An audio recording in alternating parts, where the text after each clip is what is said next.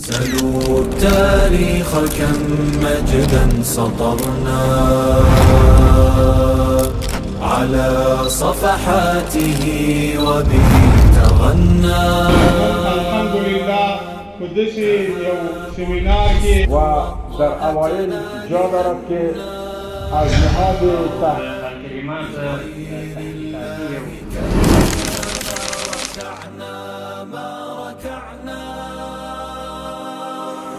عزیزان و سروران محترم، باید یادآور شد که در ادوار تاریخ و در طول تاریخ مبارزه حق و باطل جریان دارد. زمانی که آدم علیه السلام پا به عرصه وجود گذاشت، در مقابل آدم علیه السلام دشمن ایجاد شد به نام ابلیس علیه لعنه و از امو آوان حق و باطل مبارزه های دارند و در بینشان همیشه مبارزه جریان خواهد داشت تا قیام قیامت. موضوعی را که بنده انتخاب کردم، قسمی که در صفحه پروژکتور هم برای شما واضح است، شناخت افکار و عقاید منحرفه و باطل که اگر امکان تکنیکی ما در قسمت فهرست موضوعات داخل شوند، به شکل عمومی فهرستوار موضوعاتی که در 3 روز سمینار تعیین شد انشاءالله العزیز ما به خدمت شما تشریح و توضیح خواهیم کرد. افکاری که شما انشاءالله عنقریب او افکار را برای شما با معرفی خواهم گرفت. او افکار از قبیل افکاری که در حقیقت او افکار نسل‌ها اندر نسل توانسته است که با امکانات خود تحت شعار قرار بدهد، نسل‌ها را سبب گمراهی شود.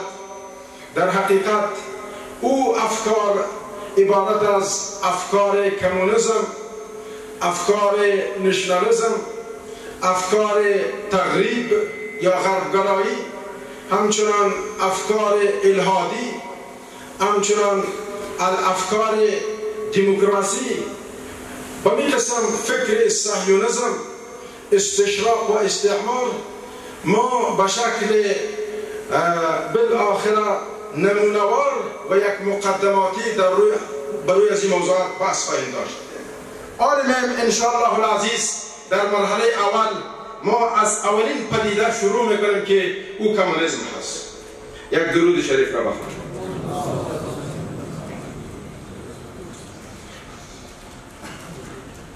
کمونیسم در حقیقت یک پدیده الحادی است. کمونیسم مکتبی است که پیروان و متابعینش حتی از دید روحانیت و مسیحیت اینها ملحد هستند، عقیده الحادی دارند و عقیده اینها بنابر ماتریالیسم یا ماده پرستی هست. عقیده کمونیست ها در رابطه با خداوند متعال چی است؟ این را ما مختصرا تشریح میکنیم. عقیده اینها به طور عموم از مغیبات و چیزهایی که به چشم نمیبینند اینها انکار میکنند و از وجود الله متعال هم انکار میکنند. این را ما به شکل یک مثال برای شما باز میکنم. یکی از استادان کمونیست که در زمان کمونیست ها درس میداد، حتی شما بزرگایی که در اینجا نشستند به شکل سیستماتیک کمونیست ها شاگردان را در مکاتب مجبور به پوشیدن لباس سرخ میکرد و اونها را مجبور به این میکرد که نکتایی بندازند و مجبور به این میکرد که ندای هورا را سر بدند. امروز در مکاتب ندای الله اکبر و ترنم توحید بالا میشد. در نظام کمونیسم اونها به نام هورا یک چیز را بالا میکردند. از زیر ساخت ها شروع کردند که همان مکاتب هست. پس اونها به الله اعتبار نداشتند. یکی از استادان داخل صنف شد. میگن زمانی که استاد داخل صنف شد میخواست که شاگردان را به فکر لایکی و بیدینی تربیت بکند. گفت شاگردا یک قاعده میگذاریم. قاعده این چیز است که هر چیزی با چشم دیده میشد قبول داریم و هر چیزی که با چشم دیده نمیشود قبول نداریم. شاگردا این قاعده را باش پذیرفتند. گفت درست است. گفت شاگردا قلم را میبینند؟ گفت بله میبینیم. گفت پس قلم وجود دارد. گفت تخته را میبینند؟ گفت بله ما تخته را میبینیم. گفت پس تخته وجود دارد. تا جایی رسید که گفت شاگردا خدا را میبینند؟ شاگردا بیچاره میان توی مغزها سرش کار نشده بود. گفت نه خیر خدا را نمیبینیم. استاد با بی احترامی خود و با گستاخی تمام خود گفت والعیاذ بالله وقتی که خدا را دیده نمیتونند پس خدا وجود ندارد. این عقیده کمونیست ها هست. یک شاگرد متدین، شاگرد چیز فهم در بین شاگردا بود. گفت استاد اجازه هست؟ گفت اجازه هست. گفت من یک قاعده میگذارم شما با ما بپذیرید. گفت قاعده چی است؟ گفت قاعده ای است که هر چیز رو با چشم میبینیم قبول دارم، چیزی که با چشم نمیبینیم قبول نداریم. شاگردا و همصنفیان را گفت بکس کتاب مرا میبینن؟ گفت بله میبینیم. پس گفت وجود دارد. فلان را میبینن؟ فلان. در آخر رسید گفت آیا عقل استاد را میبینند؟ آیا در وجود انسان عقل را میبینند؟ در وجود از انسان، در وجود از معلم. شاگردا همگی گفتن با یک صدا گفت نه عقل با چشم دیده نمیشه. پس گفت استاد عقل ندارد. این زمان و کائنات، این زمین و زمان با این عظمت و بزرگیش آیا خالق و صانع و مدبر ندارد؟ پس این عقیده کمونیست ها هست. کمونیست ها میگن ما با 3 نفر ایمان داریم. عقیده کمونیسم بفهمیم. میگن ما با 3 نفر ایمان داریم: مارکس، لنین و استالین. چوچه های مارکس، لنین و استالین، چوچه های وطنیش. بالاخره کارمن، ترکی، حفیظ الامین و در حقیقت نجیب که یک تعداد او را لقب شهیدم میده متاسفانه. و میگن ما با 3 چیز کافر هستیم. عقیده کمونیست ها میگن ما با 3 چیز باور اصلا نداریم. او 3 چیزی است که به الله باور نداریم و العیاذ بالله، به دین باور نداریم و به ملکیت های شخصی هم باور نداریم.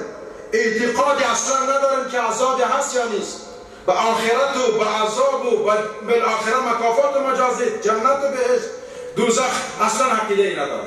این عقیده دینی کمونیسم هست. عقیده دیگه ای که در رابطه با قرآن دارد کمونیست ها، میگن قرآن کریم کتابی است که در زمان حضرت عثمان رضی الله تعالی عنه تعلیف و ترجمه در حقیقت نوشته شده. این عقیده کمونیسم در رابطه با قرآن هست. و یک چیز دیگه رو بگم که یک تعداد روافض هم به این عقیده هستند که قرآنی که زمان پیامبر نازل شده او قرآن امروز نیست. او قرآن 3 جلد بود، 2 جلدش نیست در حقیقت. که عقیده هم موازی و متناسب با عقیده کمونیسم است. در مورد ادیان کمونیست ها در رابطه با یهودیت فکر دیگه ای دارند. چون کمونیسم اساس و شالوده و بنیادش از یهودیت گرفته شده. با تمام ادیان پشت کردند و اینها میگن یهودیت دین مظلوم هست. در این قاعده 2 قاعده را بیان کردند: دشمنی با یهود، دشمنی با جنس عالی شناخته می شود و قانون در مقابل آن مجازات خواهد شد. یعنی هیچ کس نمیتواند که با یهود دشمنی بکنه. اگرچه ما در تاریخ جنگ‌های جهانی اول در سال 1914 و در جنگ جهانی دوم 1938 و 39 تا 1944 شاهد از هستیم که کمونیست ها و یهودی‌ها با هم جنگ کرد. هتلر و ناگاساکی و هیروشیما به تحت بمباردمان قرار گرفت. اما در زیر کاسه نیم کاسه وجود دارد. کمونیسم تراوش شده و گرفته شده از افکار یهودیت هست. یهودیت منسوخ شده. 2. اعتراف به حق یهود در اینجا ایجاد یک سرزمین قوی. یهود جمع کمونیست ها به این معترف هستند که یک دولت قوی را باید بسازد و این دولت باید در کجا ساخته شود؟ این دولت را جایش در فلسطین انتخاب کردند. ما داخل از این قضیه فلسطین نمیشیم چون از مبحث خود میمانیم. اونها به این عقیده هستند و به این فکر و مفکوره هستند یهود جمع کمونیسم که باید ما دولت مقتدر را باید بسازیم و این مرکزیتش در بیت المقدس باشه. نقطه عطف مسلمان ها را انتخاب کردن. در نظام کمونیسم به نام اخلاق چیزی وجود ندارد، چون کسی که دین ندارد اخلاق ندارد. هر کسی که دین دارد اخلاق دارد. اخلاق جزء لاینفک زندگی دینی مسلمان هست. تهاب الأسد وطأتنا لأننا لغير الله كلا ما ركعنا.